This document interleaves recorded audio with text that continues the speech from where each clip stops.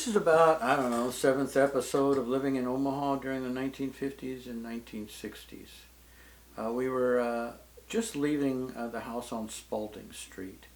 My mom had finally had a way to get away from the jerk she had married years earlier, and she left him, and we moved to a place off of Ames Street.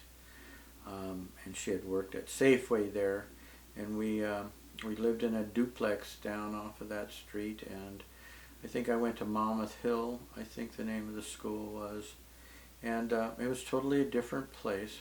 I was all of 9 years old, and I was babysitting a set of redheaded twins right up the street, and my mom, she would do whatever she could to make enough money for us to survive, and I do mean she had to do a lot of things to help us survive. It was not an easy task at the time, and we were used to eating poorly. I mean, there was times in Spalding Street for supper we would go walk the streets to look for mulberries so we could have something to eat for dinner. So being poor wasn't exactly the best thing on the block, but as you can see, I've grown out of it. I don't look poor anymore. One of my friends while I was living there, though, was the brother of Malcolm X.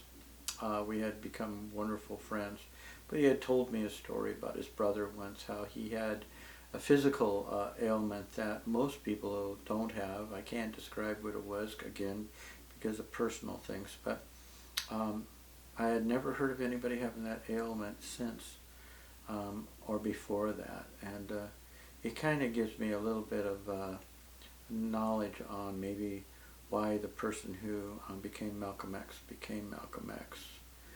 I lived in the same neighborhood, I lived with the same people in the same type of house during that time period.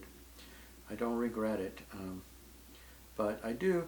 Well, school, I wasn't very smart in school, and I do remember having a really tough time because we moved around so much. I never learned a lot of English or reading very well at all. But I remember one lesson my teacher had asked us to do one time was to memorize a poem. So I spent all weekend at the library looking for some kind of poem I could memorize, knowing full well I wasn't going to be any good at it. But finally I had found one, and it was called Fleas. And I still remember it to this day. Here it goes. Adam had 'em. And that I got credit for, as the teacher smiled when I recited it in front of everybody in school.